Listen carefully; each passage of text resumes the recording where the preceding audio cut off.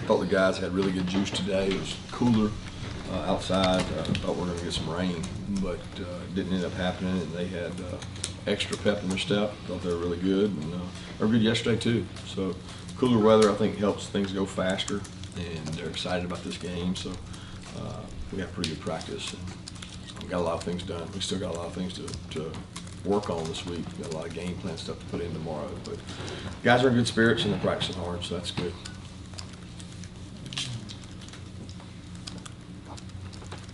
Questions? In terms of penalties from the past week, what are kind of the specific things you're looking to improve on there? Not get as many penalties. I mean, penalties are an interesting stat because when you look at history of football, the teams that win the most are not the least penalized. A lot of times they're aggressive teams, and you don't want to be last either. And we made a big jump from middle of the pack to near the back with our penalties last week. And, some of them were caused by the crowd noise, and you've got to kind of overcome those, and we overcame a lot of them. And some of them were undisciplined, and you can't do them. I mean, one probably cost us a drive. It cost us a touchdown. I don't know if we would have stopped them on third down, but we would have had a chance. And those are critical errors that the teams here have not been. That hasn't been a trait that we have as undisciplined penalties, and we got to prevent those. I know you spend different times talking and studying different things as a staff, but when it comes to those penalties, how much discussion is there about the guy taking it up to the edge and not, like you say, sometimes not coaching that aggressiveness out of them? How fine of a line is that to walk for you guys? Yeah, it's always a fine line. I mean, there's probably holding on some kind of play everywhere somewhere that they either don't see or they don't call, and you got to be aggressive. I mean, you got to go out there and block people the right way. So our kids do that, and we have officials come in. They came in and spent some time with us this fall camp, and they actually tell us what they're looking for, and they coach guys, and you want to be as efficient as you can from a penalty standpoint. Can you give us an update on Jordan Davis? I think you said he wasn't out there early, but maybe later, and then I guess Tyson Campbell would be the other guy? Yeah, Tyson's running really well. He hit some really good numbers on GPS today. He as the practice went on, he got better and better and better. But I don't know if he still has not had the contact and the pressure you need from getting some contact on there. We think Jordan's going to be fine. He was able to run and move around and do some things, and continues to improve. If he continues at the rate he's at, he'll be fine. He's ahead of where Solly and Isaiah were each one of their weeks that they were cleared to play. What about Travon Walker? Yeah, he was getting something worked on, I think, during Indy or something. Not sure. What would be your, I know you talked about goals and rates and things like that, pointing to short yardage, when you get in those and one or and two situations, what percentage are you looking to convert, and where are you at on trying to evolve in your execution there? You're never there. You never arrive. I mean, we say that third and 1 and fourth and 1, we want to be 100%. We're certainly not there. We have some pretty lofty goals here, so it's the same way that we want to give up 0 explosive plays every game. We want to give up 0 turnovers. I don't know how realistic 0 explosives is in today's day and age. I don't know how realistic 100% on third and 1 and fourth and 1 is either. We obviously have not attained that goal, but we look at things from a standpoint of efficiency. So whatever you need to gain on third down, you've got to gain it. So it wouldn't matter if it was 3rd and 6, 3rd and 10. We want to convert all third downs, but our goal is always to be, hoping to be around 60 or 70%, which would put you in tops in the country from that standpoint as an offense. But we always look at things from inside out, trying to improve in areas. We've done a lot of off-season work on it, and we look in the season at every team in the country that's converting those. But at the end of the day, it doesn't matter what other people are doing, what you're doing. It's what you're able to execute and what your players can handle. And our guys have done a good job in a lot of situations, and then the ones that stick out are, the ones that stuck out last week, we did convert. So. Is the thinking on shotgun in short yardage that the ball gets to the running back quicker? Not necessarily. A lot of it has to do with tempo. A lot of it has to do with, if you remember correctly, we're under center in Vandy, and y'all asked me why we're under center, and then when we go shotgun, why are you in shotgun? So you can get stuffed under center, and you can get stuffed with shotgun. So it works both ways, and there's a lot of trains that thought of that. I know defensively, it eliminates a lot of plays once you're under center, and it allows defense to be a little more aggressive, and they don't have to defend as much area. And there's a lot of teams that teach, submarine and cut techniques where they go down low and they try to submarine you, and it doesn't allow you to use your advantage, which is your size. But at the end of the day, we have to execute better. We got to do a better job as coaches. We're not getting it done in those areas, and we got to improve. But it's not something that we're not working on. Looking back at the 2017 game here with South Carolina, the kickoffs opened the game, and the message y'all had there was y'all wanted to be the hunter, not the hunted, and that was kind of a thing back then. So looking back on that now, I mean, do you remember anything from that? Does that have anything to do with the message y'all continue to preach now in terms of complacency and things like that? Yeah, I mean, I've always looked at it as you want to be the aggressor, not the one receiving the blow. We want to be the hammer, not the nail. I mean, that's the way we go about things. We're aggressive. If we think something's there, whether it's starting the game off against South Carolina 2 years ago, or it's 4th down and 1, I mean, it doesn't matter. If we think it's there and we think we've got an advantage, we always try to look. We want to keep pressure on the other team.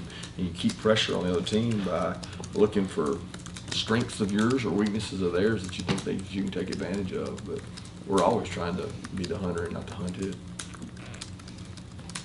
You have a lot of guys that could have looked elsewhere because of the depth chart earlier in their career that are now, flourishing, contributing here. How often do you have that conversation with guys and people don't find out about it? Oh, all the time. I mean, it's part of college football now. I mean, it's probably one of the most important things in a program now in major college football, especially the major Power 5 programs, is the support staff with which you're capable of hiring to support you and support your program and support these players. Because there's not one guy that comes in here that's not highly touted, not given 1,000 accolades by all the media or I guess you could say the recruiting sites. So they go through trials and tribulations of realizing that they have work to do. And the people that have to support them here are so key to our success. There's probably 20 guys on the staff who sat down with 30 or 40 different players and explained that your best option is here, your best option is now. We had a general manager come in and talk to the players about development. You're going to develop better at Georgia, where you got nutrition, weight room, unbelievable coaching staff, support staff, facilities, better than you are by going somewhere else that you might not have those facilities. You're also going to develop better here than you are in the NFL, because they don't run a developmental league. They only have a 53-man roster. So they can't develop players. They cut them.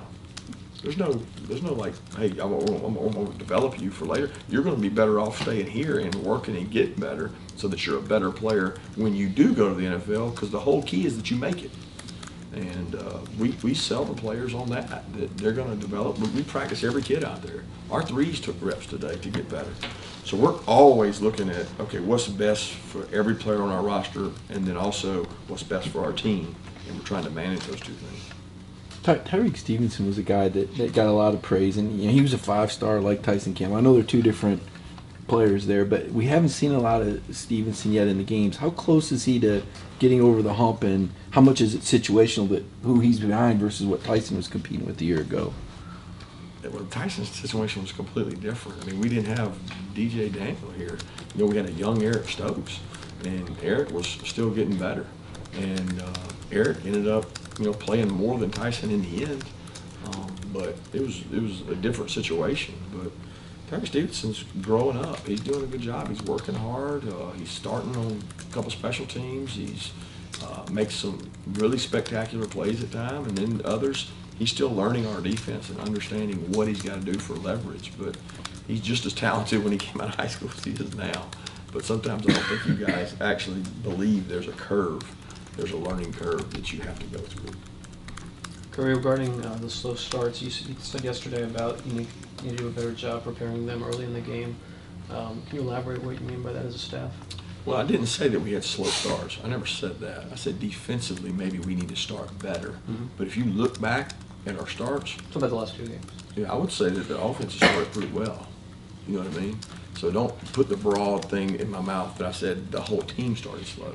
I don't know that you can say the offense started any slower against Tennessee. They went down and scored. They didn't, you know, they scored a touchdown, right? And they had a couple field goals. So I think our opening drives have been pretty good. Notre Dame, not as good, but I thought defensively we did start good. So it's been one or the other and not both. It hasn't matched up. But the elaboration would be play better at the start of the game. How do you do that? You prepare better. How do you prepare better? You spend more time in the meeting room. You help them understand that the anxiety they may have or the execution they got to have is premium at a high level. And we started the game against Tennessee with probably 5 or 6 defensive busts, errors, just mistakes. You can't do that. But we didn't do that with Notre Dame. We didn't start with errors. They made some good plays, but we didn't start with errors. Kirby, you talk about working hard, and that's what you guys are going to do every week, whether it's bye week or not. But is there, just speaking generally, there's got to be like a point of kind of diminishing returns as far as all that goes, like a certain time that you're beating your head against the wall if you just keep going. You guys got rules. As far as it goes, how much have you evolved in that since becoming a head coach? Did you have it figured out right away? Did it take a little bit of time to kind of figure out, you know, what was too much and what wasn't enough and all that stuff, finding a balance? As far as Just how much time you spend on practice time, lifting. You know, like early on, I remember you said that Rodrigo, you guys were kicking him probably a little too much, and then you kind of had to back. Has there been other examples of that with the team that you kind of had to figure out as you go? That's hard. It's just a balance of how hot is it, how tired are they, how many reps did they take last weekend, how many reps did they take yesterday. And every night I stay up and I go through the practice schedule for the next day, and I probably spend an hour going over every detail of what we want to do in practice. I mean, do I want this guy to get the scout team rep? Do I want this guy to get the scout team rep? Do I want him to get 15 reps today? We're going to do 12 7-on-7 reps or just 8 7-on-7 reps? Hey, this team's really good on third down defense. We're going to spend a little more time doing good on third down. Everything matters on the practice script, and you got to take advantage of it because every rep you give them is taxing them, and you can only tax them so much before there's law of diminishing returns from their legs. And we look at their GPS every single night, who's not hitting their numbers. And you got to do that knowing that they're going to get Friday off, and Saturday they're going to have to go play. So that's what the off season's for, to make it where they can recover and come back. I still don't think that I'm comfortable or figured it out. I think it's a evolving thing, and it's, you know, what does each team need? And then following up on that, how important is the role of a quality control system or a graduation system in that? Because I feel like from the outside, people think of the 8 or 9 coaches who you're able to attach a name to a face, but there are a lot of other guys out there enrolled right there.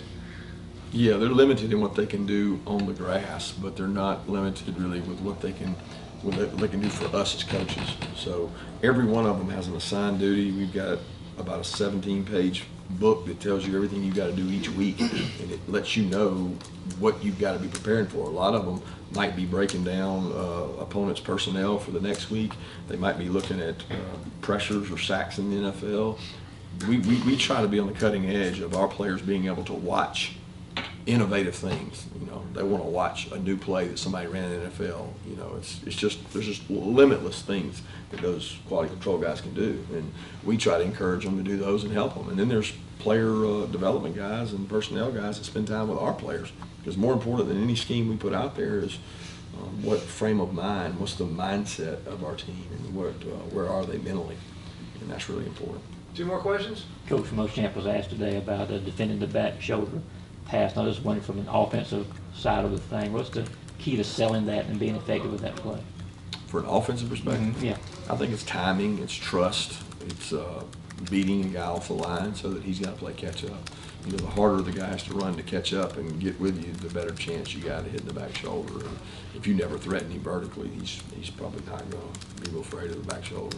Kirby, from your experience, how much at the start of a game is the offensive coordinator going off a script, and when does that end? It just depends. Each coordinator's different. Some guys script the first half and the second half. Some guys script 2 minute. I think everybody in America scripts the beginning of the game, but that can be changed by where you started field position wise, and punt backs you up. You know, you got a coming out script. First play is a inside the red area because your defense got a turnover. You're not going to be on that same script, but pretty much everybody has one, and everybody follows one, and every coach I've ever been with has one. Thank you.